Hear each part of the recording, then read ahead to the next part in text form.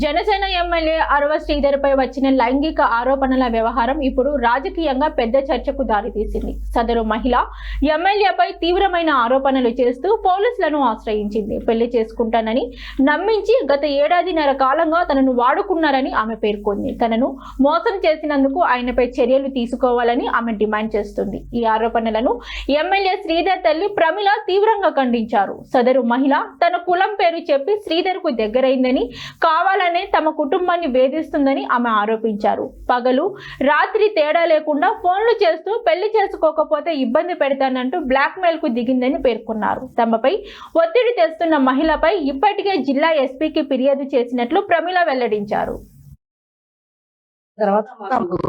ఇట్లా ముక్కువారిపల్లి నమస్కారం అందరికి. మాది ముక్కువారిపల్లి.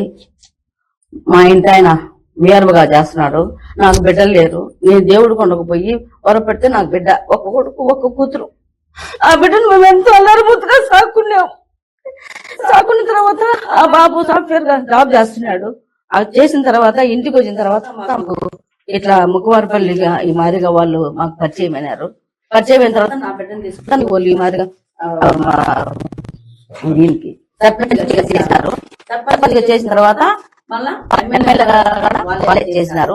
నా బిడ్డ అమాయకుడు. నా బిడ్డకి ఏమి తెలీదు. మా ఇంటికి క్యాస్ట్ ఒకటే కదా అని చెప్పేసి మా ఇంటికి తరుస్తూ వస్తా ఉండింది. సాయం కోసం వస్తా ఉండింది. ఏదో లే వచ్చింది అని చెప్పి మేము సాయం చేసినాము. చేసిన దానికి నైట్ పూట్ల కూడా వచ్చి రోజు టార్చర్ పెడతా ఉండింది.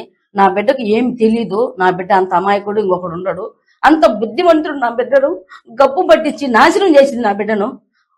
అంత ఉత్తముడు లేడు. వాళ్ళ దగ్గరికి మేము మమ్మల్ని వాళ్ళ దగ్గరికి తీసుకుపోయి మమ్మల్ని బిడ్డను ఉత్తముడుగా చేసినారు.